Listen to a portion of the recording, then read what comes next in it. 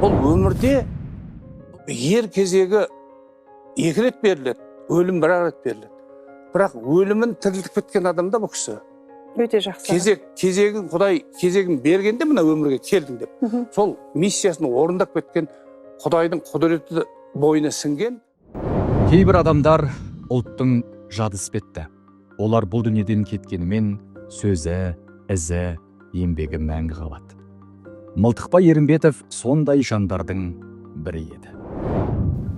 Қазақтың белгілі ақыны Мылтықбай Ерімбетов бұл өзі поэзияға Есенғайлармен, Ұлықбектермен, Байботалармен қатар келген белгілі ақынымыз.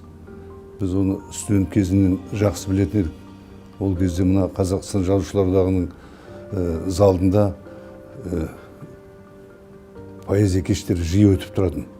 Сонда бір күні осы жап-жас жігіт талдырмаш келген мұрты бар, қияқ мұрты бар жігіт шығып Никарагуа деген өлеңін оқыды. Сол өлең Никарагуа деп басталатын өлең көп ұзақ уақыт тыңдарманның, оқырманның аузында жүрді. Кейін осы газетке де, қазақ әдебиетіне де шықты сол өлең. Міне қазақ поэзиясына бір керемет жақсы ақын, тұнық ақын келді деп бәріміз қуандық. Оның шынында да мына лирикалық өлеңдері керемет адамдарға, оқырмандарға керемет әсер етті. Сенің жазған қаттарың деген циклдары болды. Жалпы Мылтықбай қазақ поэзиясына өзіндік үлес қосқан, жаңалық әкелген ақын деп айтуға болатын ақын еді.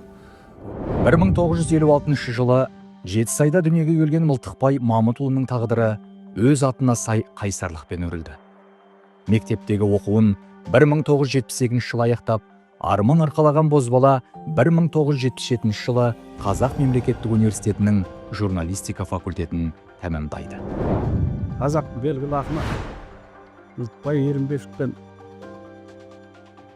5 жыл Казгудың журналистика факультетінде бірге оқыдық. Оның біраз жас кіші болғанмен өзі сол оқуға жаңа түскен кезінде мектепке кіре салып, оның ақындығы тұла бойынан көрініп тұрды. Мылтықбайдың ең алғашқы өлеңдерін Казгудың қабырғасында жүргенде жазған өлеңдерін біз сол кезде оқып біліп таныдық. Шынын айтқанда ол өзі тұла бойы тұнып тұрған ақындық болады. Мынау өлеңді ол қиналмай ешбір суырып салғандай қылып емін еркін жазады. Оның енді Құдайдың берген қабілеті, ақындығы сонда осы аспанға қарап болмаса сау жағын сорып өлең шығармайды. Өлең оған өзі келеді, табиғи түседі, ақын болады. Сол кездерде алғашқы күштерді жазған сенің жазған хаттарың дейтін өлеңі бүкіл Казгуды қойып әдеби қауымға белгілі болды. Сол кездегі жастардың бәрі сенің жазған хаттар деп Мылтықбайдың өлеңін жатқа айтып жүреді. Және өзінің өлеңі қылып Мылтықбайдың өлеңін иемденіп те жүрген адамдар болды сол заматта. Себебі жақсыға ортақ болғысы келеді ғой. Соңғы жылдарда бір мынау Қазақстан Жазушылар одағында бір үлкен аламан жыр кеші өтті. Оған біздің сол замандағы ақсақал ақындарымыз, анау көзі тірі Әбілда Тәжібаевтар сол замандағы, Қалижан Бекқожинда, Қали Орманов, Хамидер Ғалиевтер, сол замандағы ең мықты дейді атақты ақындар барлығы да келіп өлең оқыды. Солардың ішінде кеңшіліктер, жарасқандар, Шөмішбайлар, Иранбектер, тағы кімдерді айтуға болады. Енді мына облыстарда жүрген, басқа Алматы қаласында жүрген мықтымын деген, менмін деген ақындардың бәрі қатысқан жыр кеші болды. Сол кеште Мылтықбай Никарагуа деген өлең оқып, Никарагуа деп жаңағы өлеңді оқыған кезде бүкіл зал тік тұрып қол соқты. Сол өлең Мылтықбайды танытты. Мылтықбайдың ақындық қуатын, ақындық әлеуетін, ақындық шабытын, болмысын міне дүниеге осындай бір адуын, екпінді мықты ақынның келгендігін паш етті. Еңбек жолын Өзбекстандағы Мырзашөл аудандық достық газетінде бастаған Мылтықбай тіршіліктен редакторлық қызметке дейін өсті.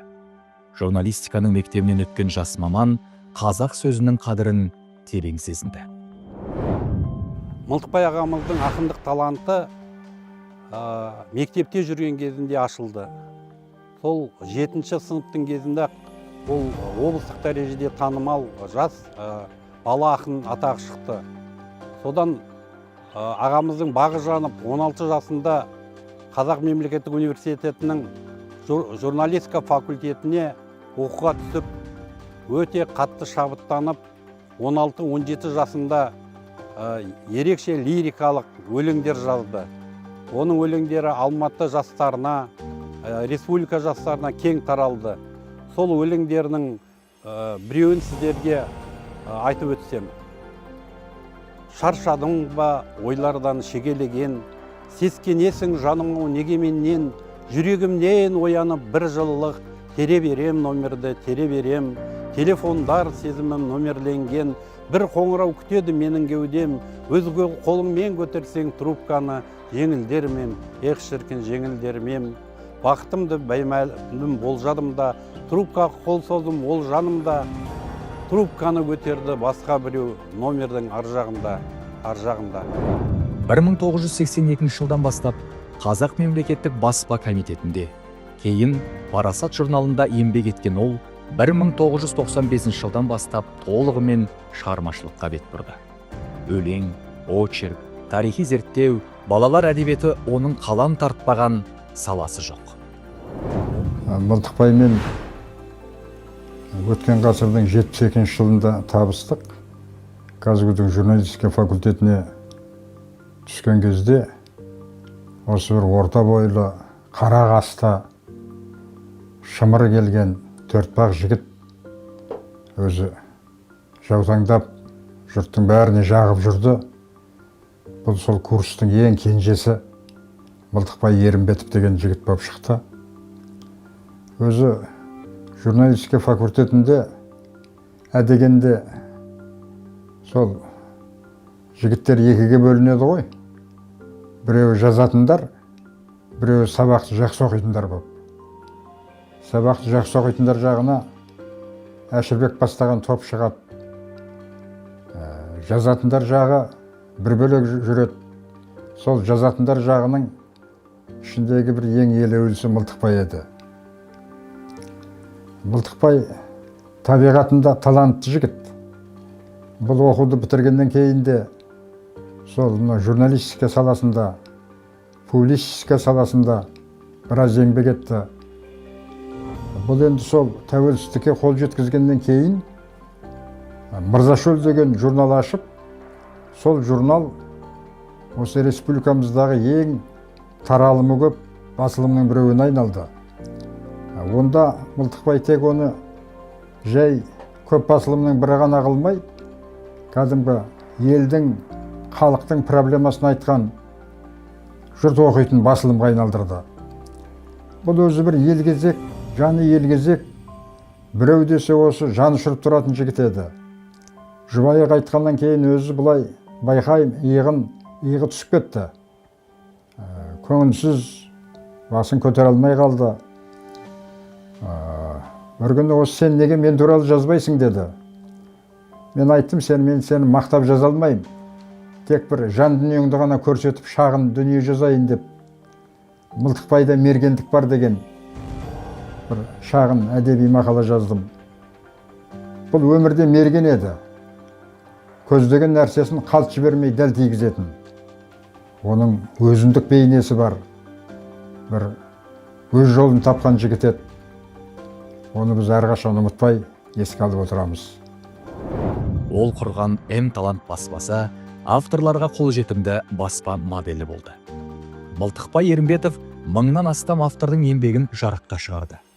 Бұл нағыз рухани меценаттықтың үлгісі еді. Ол алғашқы жеке баспагер еді. Қазақстан Жазушылар одағының мүшесі, Қазақстан Жазушылар одағының халықаралық алаш әдеби сыйлығының лауреаты, қазақтың талантты ақыны Мылтықбай Мамытұлы Ерімбетті мен 1975 жылдың күзінде көрдім. Осы Алматыда кездестік. Онда жап-жас, шаштары қап-қара, мұрты қиылған, сондай көркем, сұлу, бозбала екен. Бір топ жас ақындар, Ұлықбек Есдәулет, Мылтықбай Ерімбетов, көптеген жас ақындар сол жыр-кеші болғалы жатты. Сол жыр-кешінің алдында, сол жыр-кеші өтетін залдың алдында жас ақындар топталып тұр екен. Сонда ең алғаш рет көріп, алдында өлеңдерін оқып жүретін болатынмын. Никарагуа деп керемет саяси өлең.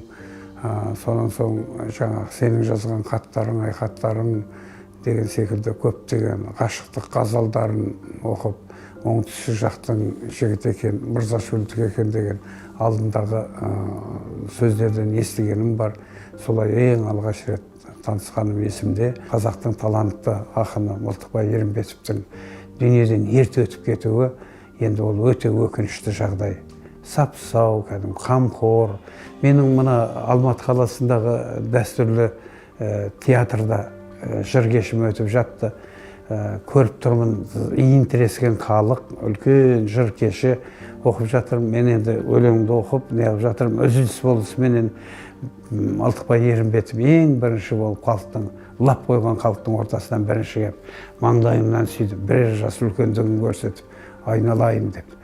Көке шайға қалсаңызшы, шай дайындап жатыр театрдың ұжымы десем, уақытым болмай тұр деп. Сол бір осындай өте эпизодтар өте көп, тілектес болдық өмірде, аға әні болдық, бауыр болдық, сыйластық. Сол сыйластығымыз мынау енді осындай бір екі дүниеге ұласып кетеді деп, ол ағамыз туралы, Мылтықбай Ерімбетов туралы осылай естелік айтып отырамын деп еш уақытта ойламаған екем. Есімнен кетпейді. Сонау қып-қызыл советтік кезең, оқуды енді бітірген кезімде сол ауруханаға түстім. Қатты ауырып ауруханаға түстім. Хабарласатын қалада адам жоқ. Мынау қып-қызыл қала, сонда енді Мылтықбай Ерімбетов пен Маржан жеңешеміз енді үй болған, осы Ерболат дүниеге енді келген кезі болса керек, енді келген жылдар болса керек, жылдар қазір есімде жоқ. Мен соның үйіне телефон соқтым. Аға осындай ауруханаға түсіп қалдым деп. Сонда Маржан жеңгеміз екеуі келіп, әлі есімнен кетпейді, өмір бойы есімнен кетпейтін бір эпизод.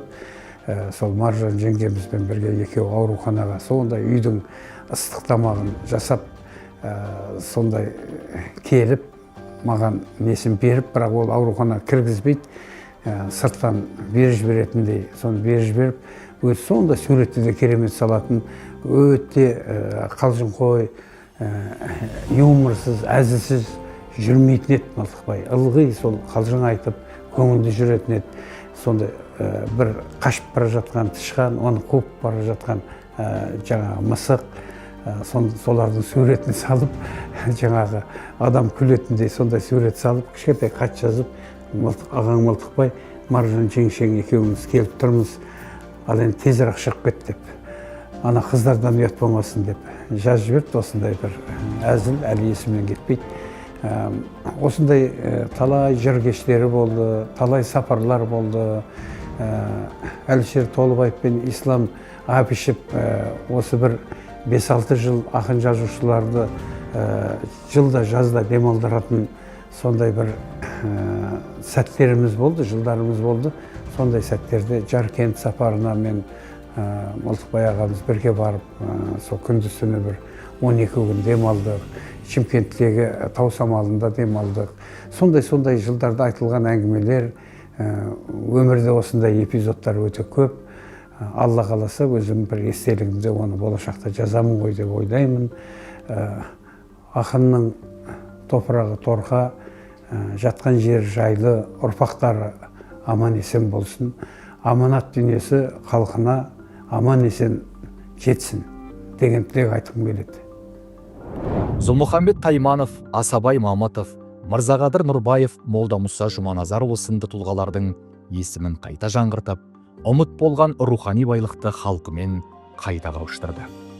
Әлем және ТМД қаламгерлерін қазақ тіліне тәржімалаған Мылтықбай Ерімбетовтің аудармалары гуманизм мен достықты дәріптейтін рухани көпір. Мылтықбай жайлы, Мылтықбай ақын туралы сөз қозғайтын болсақ, бұл мектепті бітіріп келіп, КЗГУ-де оқып жүргеннен өлең жаза бастады.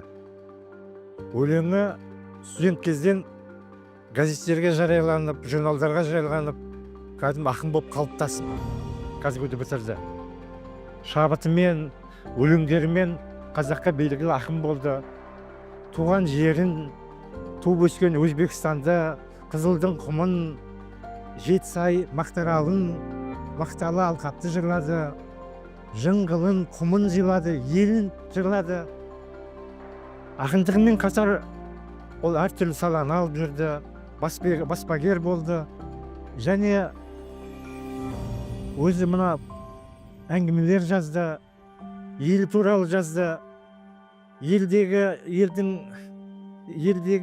мына атбегілерді жазды. Мына оңтүстікте көкпар, бәйге, әсіресе көкпаршылар көп.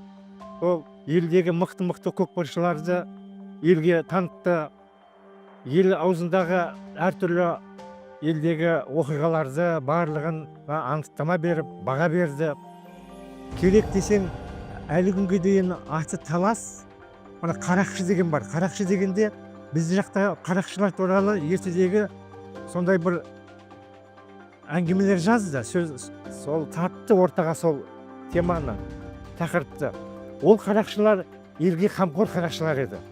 Олардың елге пайдасы, әділдікті талап етіп, бір сондай күресумен өткен бір сондай бір тақырып бар еді. Сонда мейлінше ашып беріп кетті. Оған жерім Арнасай, өскен жерім Жетісай, қазіргі қонысы Мақсай, барар жерім Кеңсай.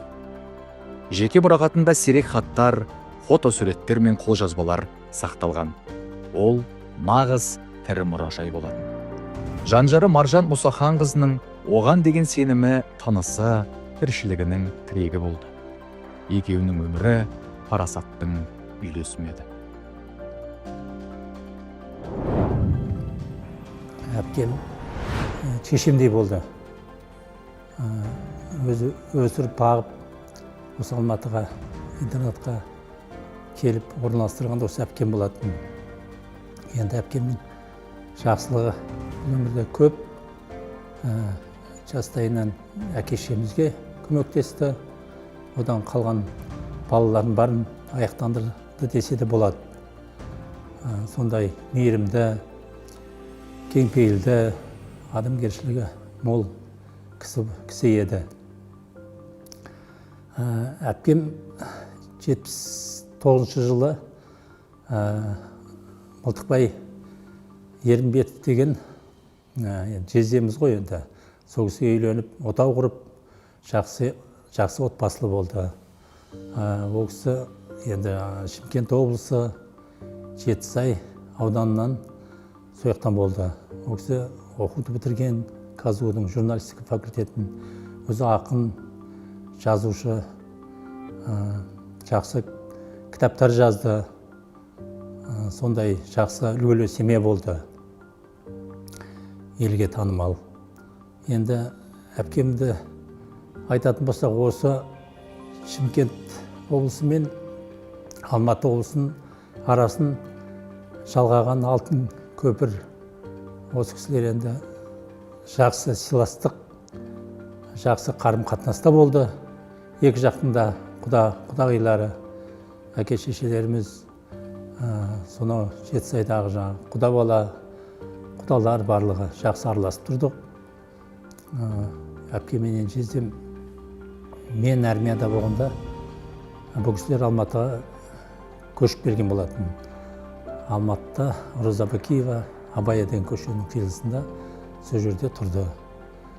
Жездемізге келетін болсақ, осы Алматының мәдениет және тұрмыс журналында жұмыс істеді, Жалын баспасында істеді, көптеген кітаптары шықты. Ол кітап журналдарының өзім куәгерімін, талайын оқыдық, талайын көмектестік осы Жетісайға салып жіберуге. Сонда енді жездемізде әзіл қой қалжыңдап сондай отырыстың сәнін келтіретін. Енді бұл кісі де әпкем артынан міне 3 жылдан кейін өмірден озды. Бұл кісінің қайтқанына да міне 1 жылдың 100-і болды. Енді бұл Мылтықбай жездем мен Маржан әпкемнен қалған енді үлкен баласы Ерболат. Одан кейін Тойгүл деген қызы қалды. Бұлардан немере сүйіп кетті. Енді әпкем мен жездем енді тірі сияқты енді. Бұл кісілер енді өмірден енді кішкене сәл ертерек кеткені болмаса, енді немере сүйді. Енді қалған баласы, қызы, немерелері аман болсын демек біз қазір енді осы Алматыда тұрып жатыр қызы, немерелерін бағып. Енді осы әпкем мен жездемнің енді көп жақсылықтар болды. Қандай да болмасын, өзінің ортасында да жақсы сыйласты. 50 жылдық кездесуінде де өздерінің құрбы құрдастарымен кездесіп, соның куәгері болдым. Жақсы сыйластықта болды. Үйлерінен ылғи да қонақ үзілмейтін.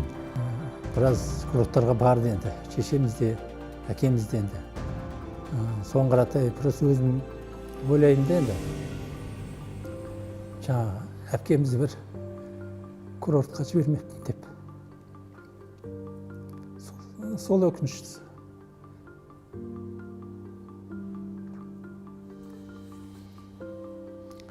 Енді айтатын әңгіме көп енді, көңіл босап кетті.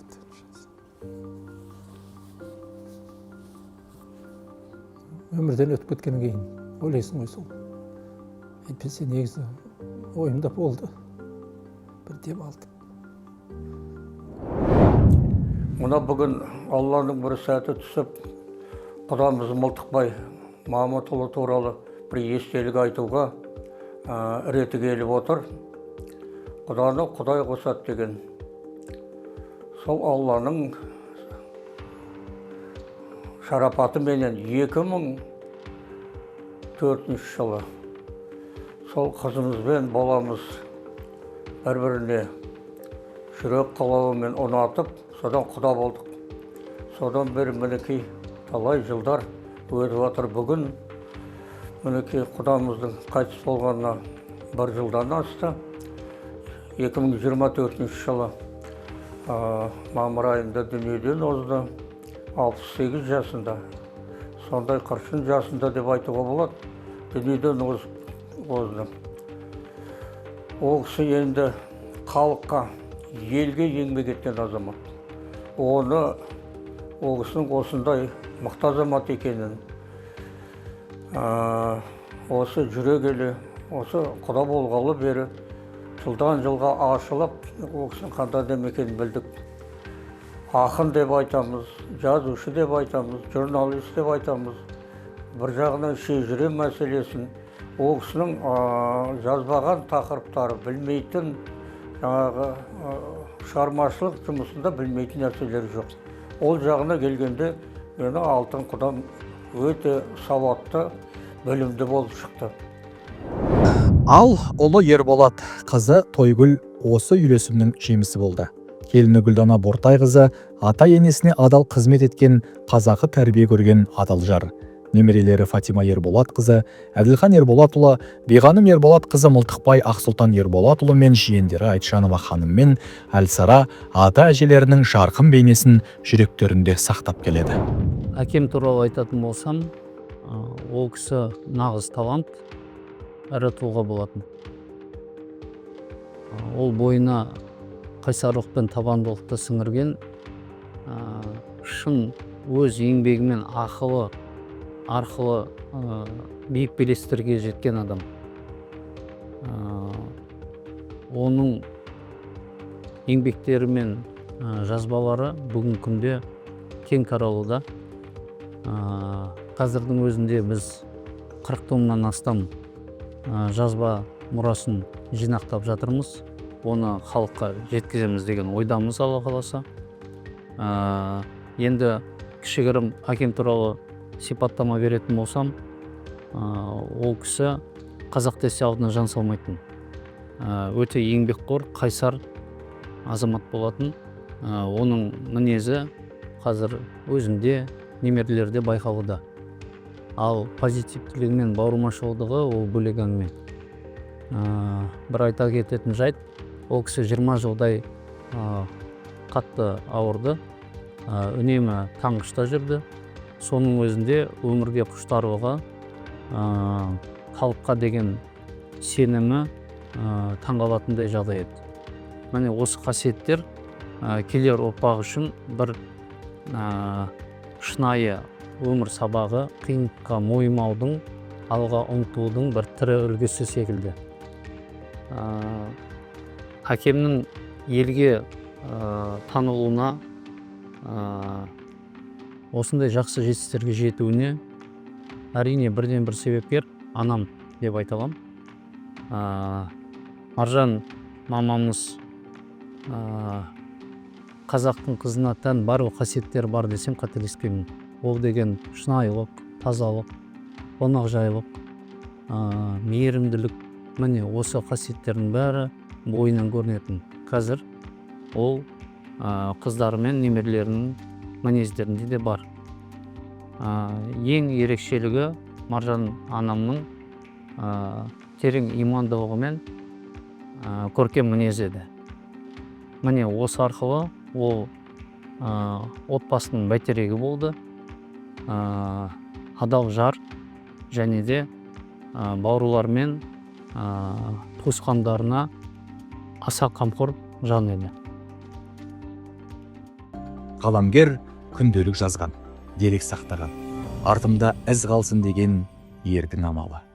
Жеке емес, ел үшін, өз үшін емес, ұрпағы үшін жасаған еңбегі.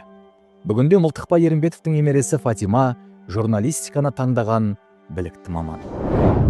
Отбасылық кештерге барған уақытта менен отбасымнан кейбір кісілер сұрайтын, туысқандарым: "Сен кімнің қызысың?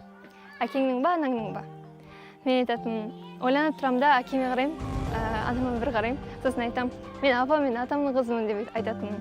Өйткені сол кісілердің қолдарында өскем. Әрине, ата мен апамның маған деген берген махаббаты бөлек. Мен оны сезем. Яғни бірінші немере ретінде, әулеттегі бірінші немере шөбере ретінде ол сезіледі. Сағынам. Шынымды айтсам сағынам. Атам әрдайым маған: "Міне, сен осындай нәрсені істесең, жақсы адам боласың. Мынандай нәрсені жаса, осылай дұрыс жаса, былай істесең жаман болады" деген сияқты ақыл кеңестерін айтып отырған. Мен оны өте қатты қабылдайтын, яғни әрбір сөзіне тиянақты мән беретін, кастингтерге көп апаратын.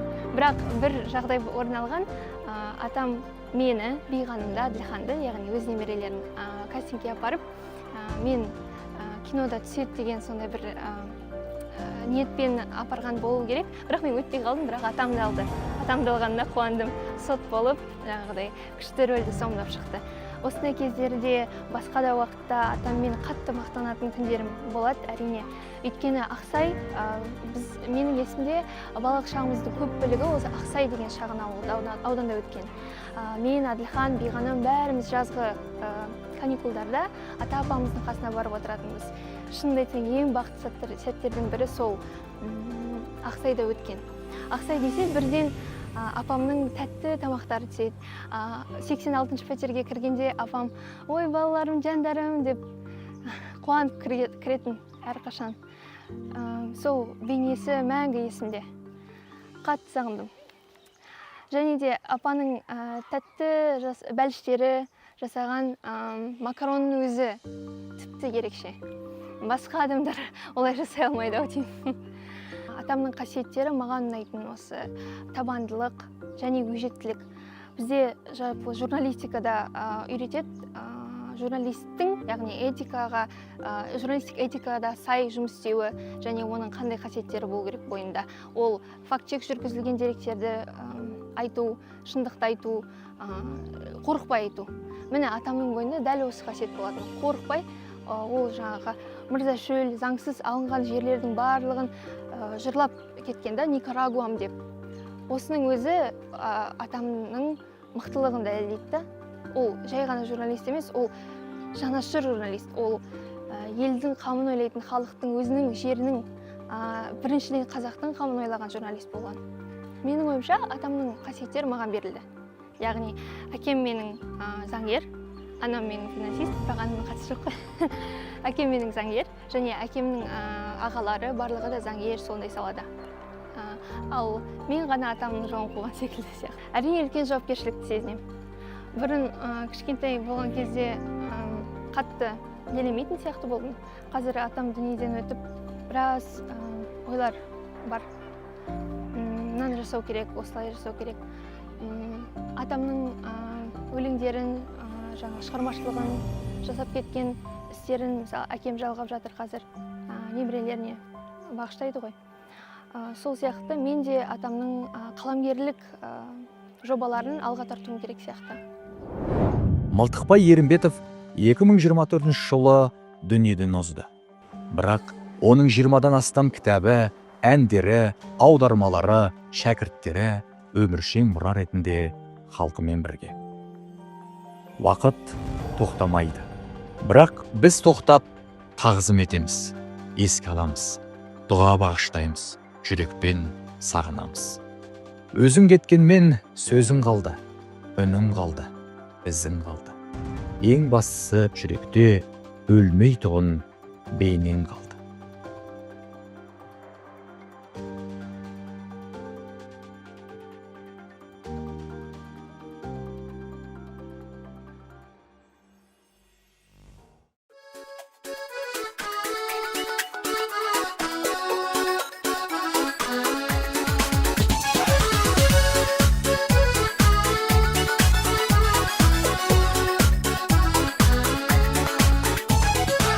Асыл текті туған, алаш кегін қуған, ерлерім ел үшін белін бекем буған. Ақ білек күшімен, ақ найза ұшымен қорғаған бабамның үлгі алып ісінен. Алға, алға, алға қазақ жігіттері, сенім артқан жансың халық үміттері. Көк аспанда желбіресін көк байрағын, жаса мәңгі қазағымның жігіттері.